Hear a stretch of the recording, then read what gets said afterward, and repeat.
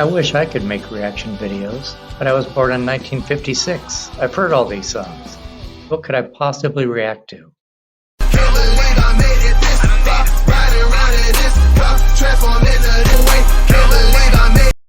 Hey whippersnappers, Brian here at A Boomer Reacts.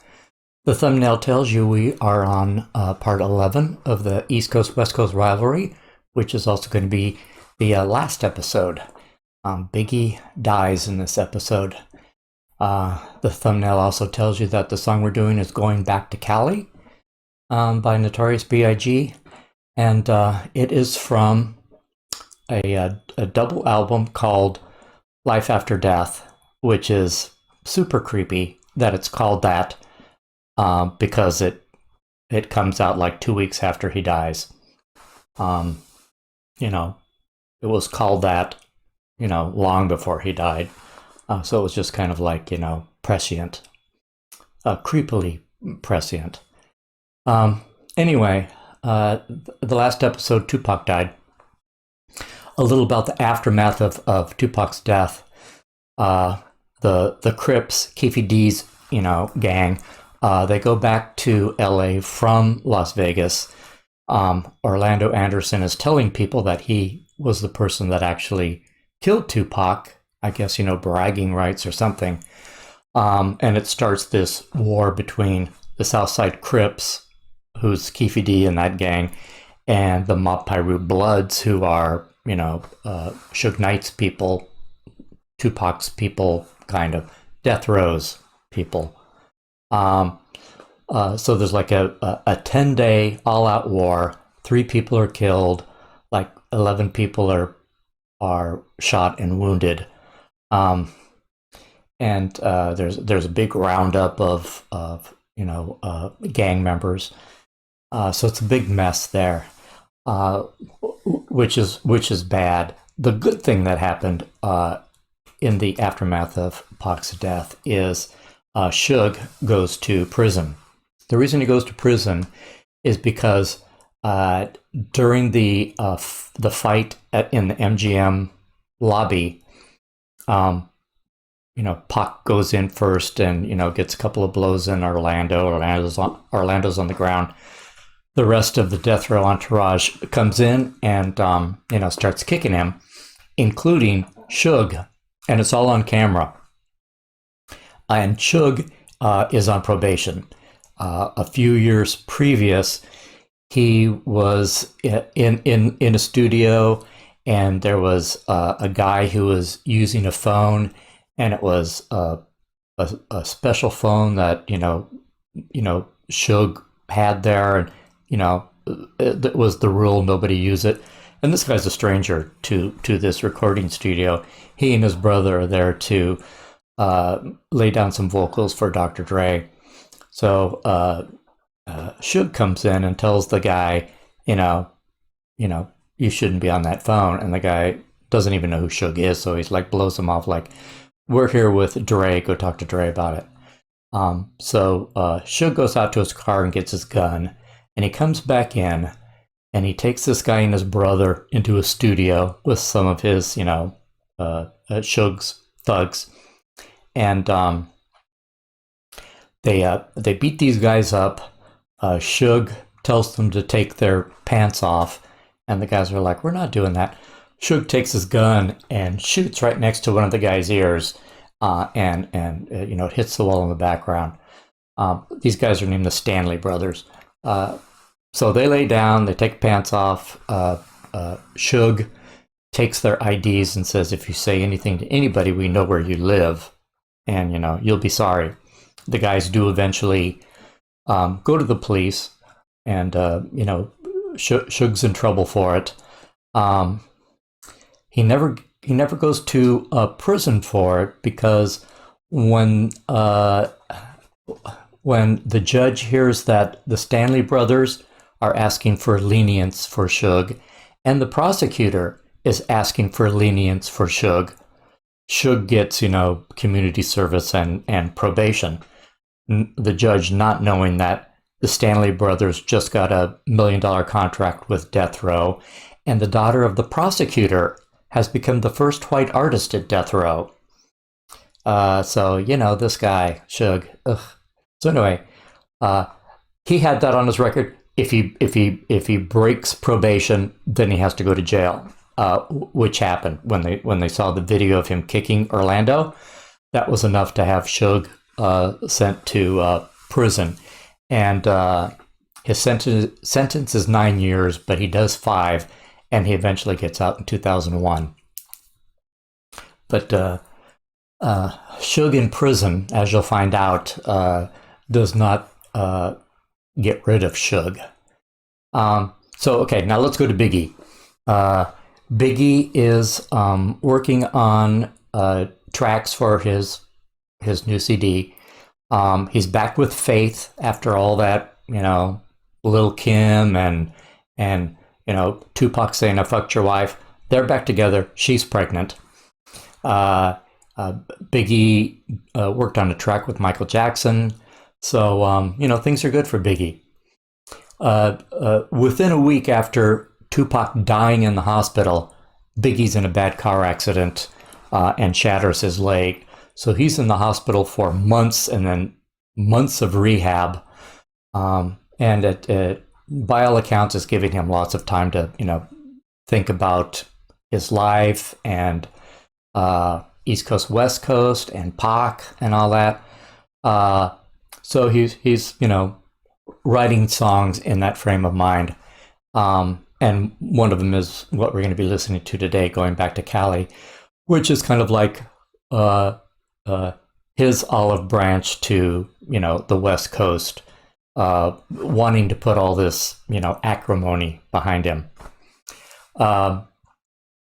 So he gets out of the hospital and is done with rehab, and he's going to go to LA and film the video for the hit single off of Life After Death, which is called Hypnotize. So he goes to LA. He's there for like a month. He goes there, he does the video. He's hanging out with Lil Cease. And the Soul Train Awards are happening. So he's there, he presents. And then the day after, there's an after party for the Soul Train Awards, and it's at the Peterson Automobile Museum in LA. And it's sponsored by Vibe magazine, which Quincy Jones owns. So it's a big party, lots of stars. It's packed. It's full of marijuana smoke. Everyone's having a good time. The DJ's playing Hypnotize like every 10 minutes. So after midnight, the fire marshal comes and says, this is way too crowded. Everybody clear out. So everybody is slowly leaving. Puff and Suge and, their entourage go downstairs, waiting for their cars. Puffy and his bodyguards get in the first car. Biggie and his friends, Little Cease is in back. D-Rock is in the back, and G-Dog is driving. And then there's a car behind them with, security. So they leave the Peterson. They get to the first light, and Suge, with his bodyguard driving, his name's Eugene Deal, Big Gene. So they get to the first light. It turns yellow, and Big Gene goes through it. And the next car, Biggie's car, is at the red light, and then a car behind them. So Big's at the light.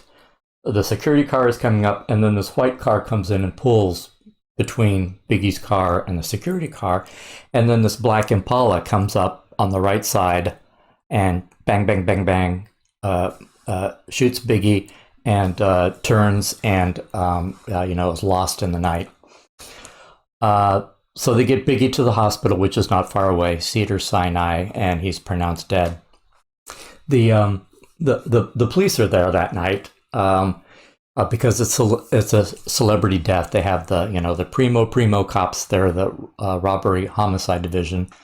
They're there. They're conducting some interviews, and then they're not there the next day. to follow up and, check out the scene. They're MIA. It's just regular local police who are handling the aftermath. And that's totally not how it should be handled. Robbery, homicide should have been there day one and for the rest of the time until it's solved, but they're not there. Takes a month, and then a detective named Russell Poole is assigned the case. And as Russell is investigating, it's become more and more clear to him from interviews and informants that members of the LAPD are involved. And these are members of the LAPD who also are on the payroll of death row, which is kind of forbidden by the LAPD to be doing, this side work, especially for a company that the LAPD views as a criminal enterprise, money laundering and drug trafficking, all that. So the cops have been told, do not do any, side work with death row, but there are ones that do. And Russell Poole gets, a few names of guys that do work there at death row. So these guys, their names are David Mack, Rafael Perez, and Kevin Gaines. Russell, wants to talk to them and follow this line of inquiry, but the LAPD is, do not go in that direction. Investigate somewhere else. And Russell's like, I have to go where the evidence leads me. So he keeps on with his investigation, and he keeps getting reprimanded. Don't follow up on these police officers. So he is like has become like the black sheep, the pariah of the police department. He has very few friends. The LA Times is also in on making Russell appear that he's desperate, wrong-headed, perhaps a little, cuckoo, just because he's following the evidence and LAPD does not want him to. Russell eventually gets frustrated and resigns, and all of his, paperwork regarding this comes into the hands of a journalist named Randall Sullivan, who eventually writes a book called Labyrinth. I mentioned this in the last episode. He writes a book called Labyrinth, which details Russell's work about these police officers.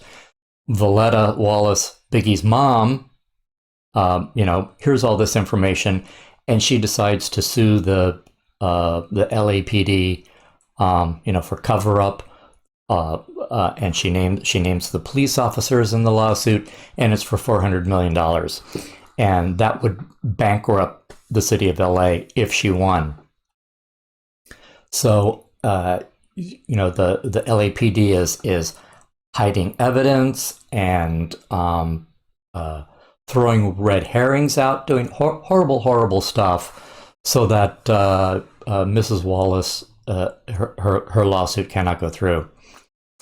So with this $400 million lawsuit weighing on their shoulders, LAPD decides to form this task force that will finally come to the conclusion, and they say whether it leads to dirty cops or not. And when I was first researching all of this, I really fell for this task force. I thought the task force and its leader, Greg Kading, who's all over YouTube talking about this, I totally bought into it until the research for Biggie's case, and now I think that task force is totally bullshit. And you'll also remember that task force they're the ones who got Keefe D, and then Keefe D's confession about that he was in the car. They got him because they wanted him for information about Biggie's murder. So they get him in this, interrogation with this sweetheart deal about whatever you say to us, you can't be charged for. So they're like, okay, tell us about Biggie. And Keefe D's like, well, I don't know anything about the Biggie case, but I do know about, the Tupac case. And then he tells about, Las Vegas and Orlando getting beat up and all of them in the car and Orlando shooting Pac. I think that's all bullshit now too. And I'll tell you why. So they're in the, let's go back to the Peterson. They're in the Peterson. They're in the garage. Eugene Deal, Big Gene, is there, and he sees this this guy. I don't know if you know what Nation of Islam, Louis Farrakhan, what those guys look like. They got the suits and they got the fade. It's a very unique look. So he sees this Nation of Islam guy near Puffy's car, and so he approaches the guy and he shows the guy that he's packing heat, and the guy backs away and leaves, but makes an impression on Big Gene. So they all get in their cars. They leave. Little Cease is in the back seat. He sees the shooter, and at the hospital he goes up to Big Gene and said, I saw the guy who shot him. It was a Muslim guy. And Big Gene was like, a suit and a bow tie and the fade, and Cease is like, how'd you know? And he said, well, I saw him in the garage. So I'm 100% convinced that it was a Nation of Islam looking guy who shot Biggie. And in this task force that Greg Kading is doing, he has come to the conclusion that it was a gang member who was paid by Suge Knight, who's in prison, was paid by Suge Knight to commit, the murder, and then got away. And Suge was going to give him, some money, and that was their conclusion. And I call bullshit on that. I totally think it was a Nation of Islam guy. Russell Poole, in his investigation, right after this, he was investigating David Mack, even though the LAPD told him not to. And David Mack has a friend who he went to college with, who is in Nation of Islam, and his name is Amir Muhammad. And the descriptions that people are giving of the Nation of Islam guy who was the shooter looks just like this Amir Muhammad. But Russell is not allowed to find this guy, talk to this guy, and that's when he resigns out of frustration. Russell Poole eventually dies in the sheriff's department in an office, still trying to convince law enforcement that it was LAPD that's involved, and I don't question that either. It was death row police officers instructed by Suge to take out Biggie, but I've also heard from an FBI agent that Biggie wasn't the target; it was Puffy. Puffy was the intended target that Suge wanted to take out, but because Big Gene blew that light, that left Biggie there. So Biggie's the one that got shot. So it's just, it disgusts me. And to this day, Valletta Wallace cannot sue the LAPD, and here's the reason why. She and her lawyer, in this process called discovery, where the two sides, share information of what they have, they're not getting all the information that they have requested from the LAPD side. And when they request these specific, documents that they want, that Russell Poole has, elaborated, they're not getting it. And the reason they're not getting it is because Biggie's murder is still an open case, and the LAPD is saying it's still an active investigation. There are certain documents that, we can't give over because we're still working on this, which is total bullshit. It was the task force they're talking about. We got this task force going, and so we can't turn over all this stuff. And it's still today, it's an open investigation, even though the task force is long gone, and the task force decided that it was Orlando Anderson who shot Tupac, and it was this gang member that Suge paid for. His street name is Poochie. He paid Poochie to shoot, Puffy or Biggie. I don't know what the intended target was, but he ended up shooting Biggie, and that's what the task force came up with. That's how that they were both gang related, and I'm not buying it. In Tupac's murder, I told you last time that there was a theory that I don't discount, that Keefe D's story was entirely bullshit, and now I think it is. And Greg Kading and Keefe D, all that's bullshit. And I do think it was Suge Knight who got perhaps his LAPD buddies to kill Pac for the reasons I told you. He owed Pac a lot of money. Pac was leaving. He had a bunch of unreleased Pac tracks that he could make money off of for a long time. And I think they maybe got some kind of a sharpshooter to sit in the back and, was able to hit Pac and miss Suge. Like I said, how could you miss Suge unless you were trying to miss Suge, right? So I totally discount the Orlando Anderson theory, and now I'm going with Suge was involved. That's just my own opinion, and it could change. I've only been researching this particular story, Pac, for, I don't know, 2 or 3 weeks. So there's probably a lot for me to learn. But as it stands now, I think Suge Knight is responsible for both murders.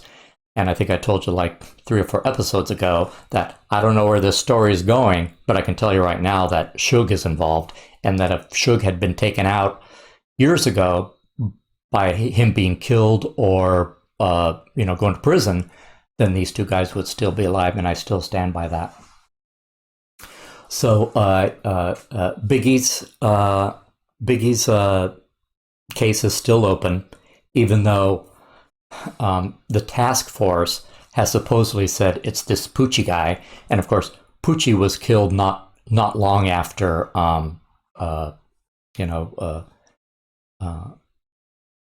Biggie's death. You get rid of the shooter. Also, in the back seat or in the car behind Suge and Pac were members of the Outlaws, which is like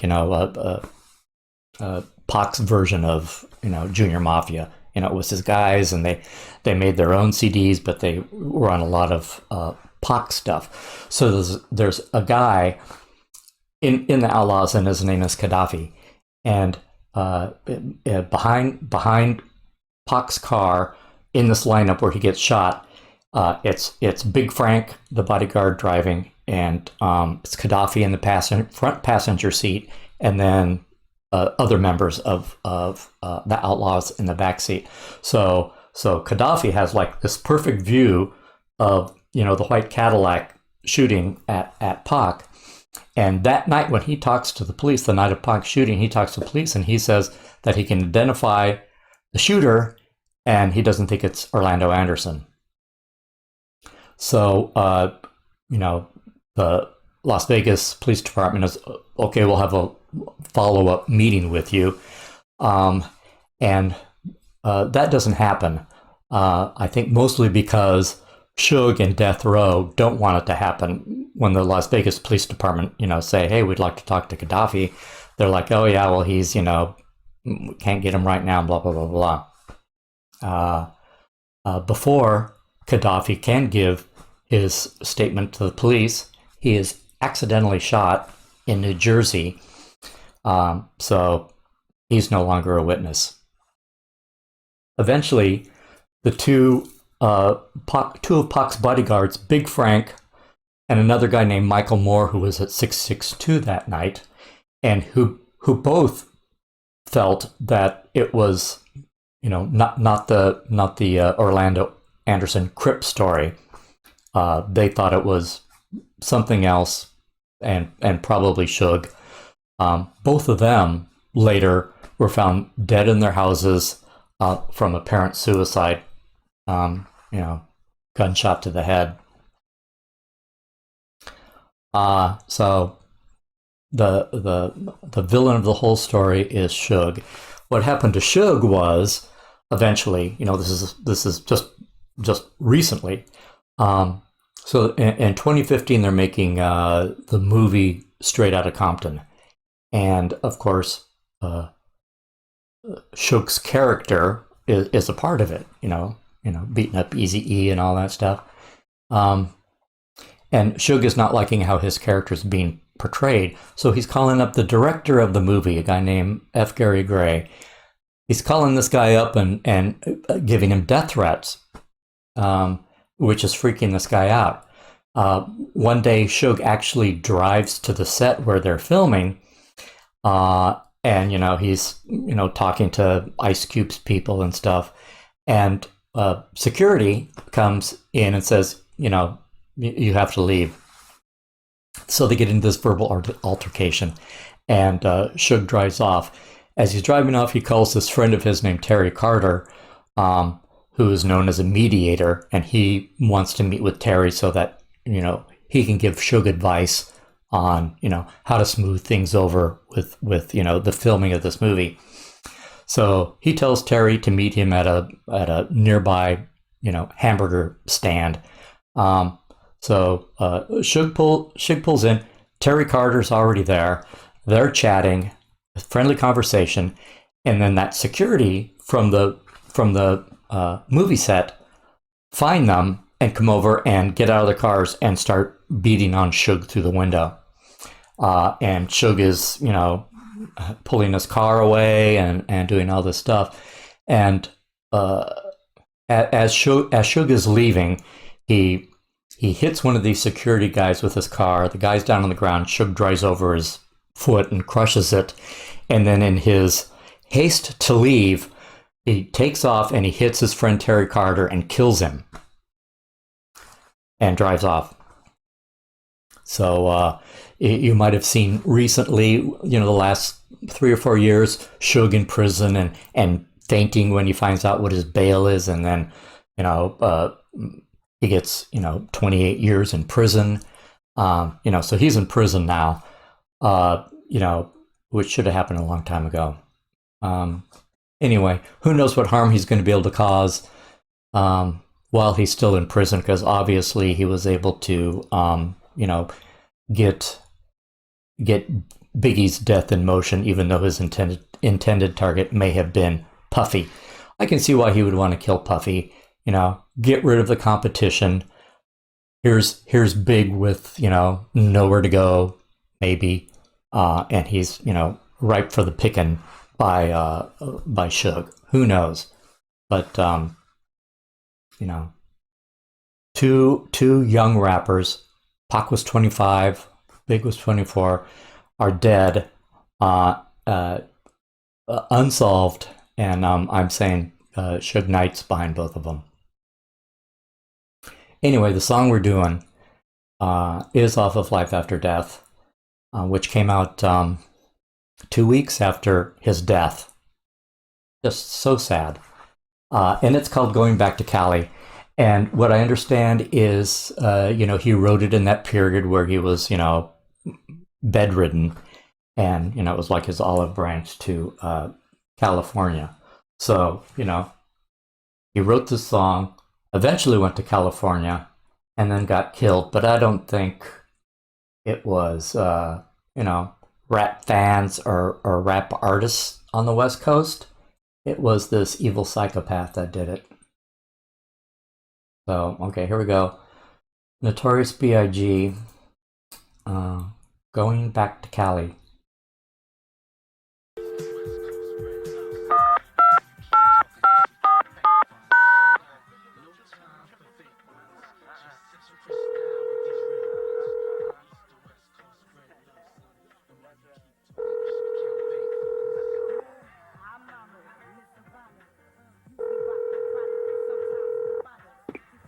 Yo. Yo, Big, wake up, baby. Yeah. Yo, Big, wake your ass up. Come on. I'm up. Big, wake up. I'm up, Diddy. What the fuck, man? What's up? Come on now. It's 5:45. We got the 7:30 flight. Yo, Big. I'm Big. up. Yeah, I hear you, dog. I hear you, man. All right, 7:30. Yo, take down this information. I no pen. Tell your girl and remember it or something. All right. Can you do that? Yeah, write this down. All right. Like 5:04. 504. Leaving Kennedy. Kennedy. Going to LAX. Oh. Cali? No doubt, baby. No, we got to get this paper. No doubt. All right. I'm up. Yo, Big. I'm up, man. Like 5:04. All right, 7:30. I'm gonna meet you at the airport. California. Yeah.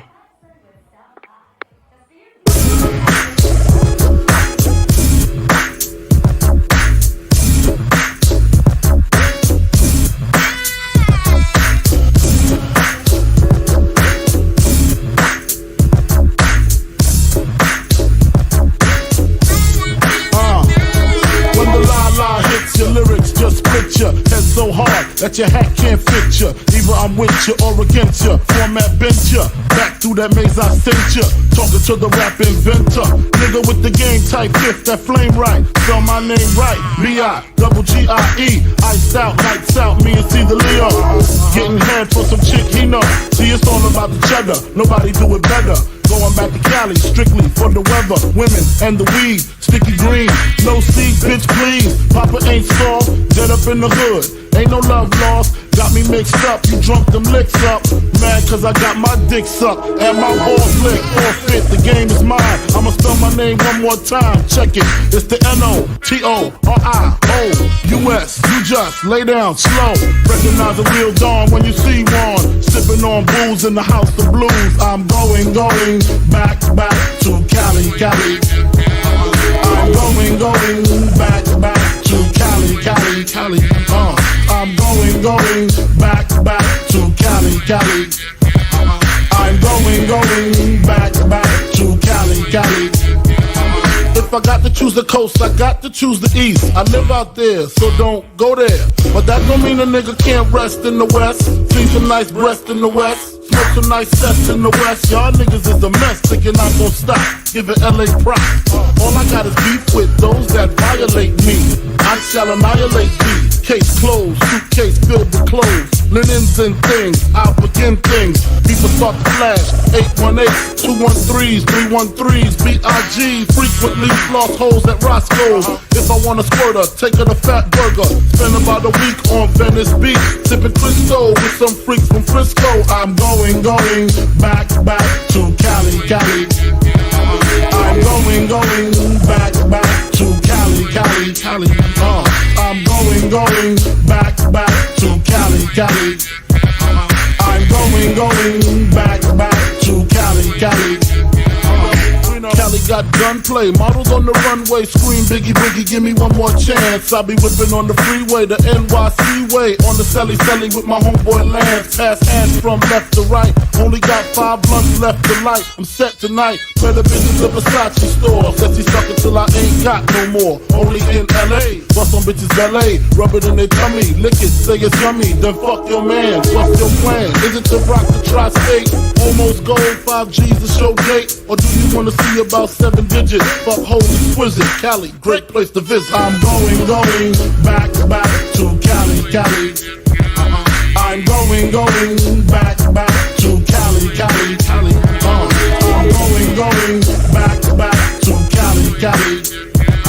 I'm going back to Cali. going back to Cali, Cali. I'm going back to Cali, Cali, Cali. I'm going back to Cali, Cali. I'm going back to Cali, Cali, Cali. I'm going back to Cali, Cali. I'm going back to Cali, Cali.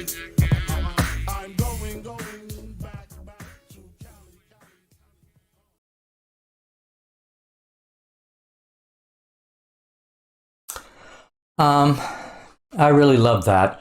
I don't know if it's because I've just been listening to all this you know, aggressive, angry rap the past few weeks. That this is so bouncy and fun.